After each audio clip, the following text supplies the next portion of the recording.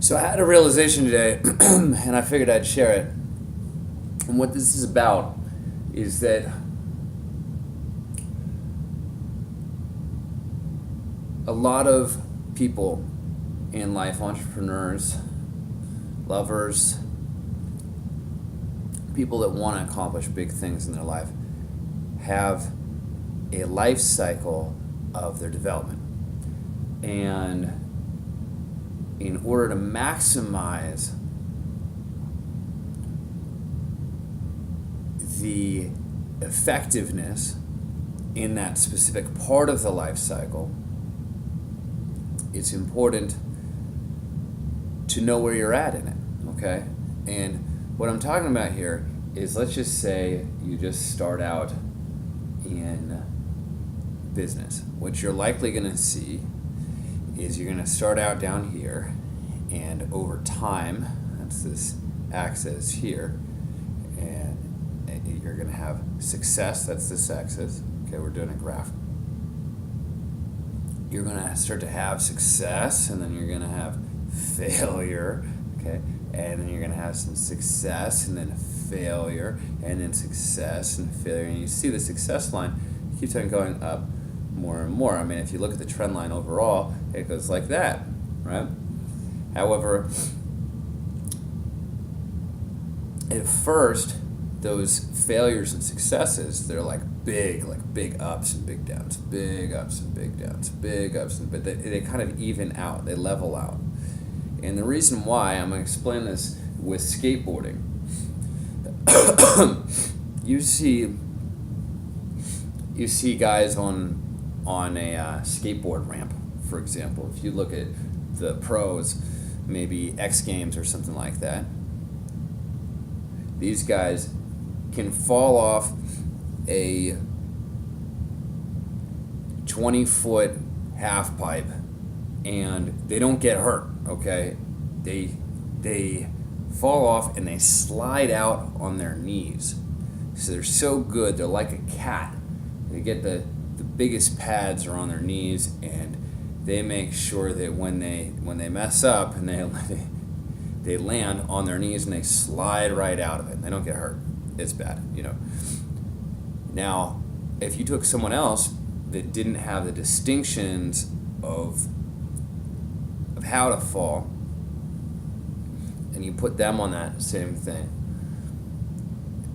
and they fell, they would likely not slide out on their knees, and they would likely kind of break everything that hit the ground because of the way that they'd fall. So over time, anyone that's creating mastery in a specific subject will start to even out the highs and lows. They'll start to level out the failures, so that the failures, they still happen, however, they don't hurt as bad. And that's the natural process. Now, one of the biggest challenges for someone that's there at the beginning of their life cycle is they've got to be able, oftentimes, to risk.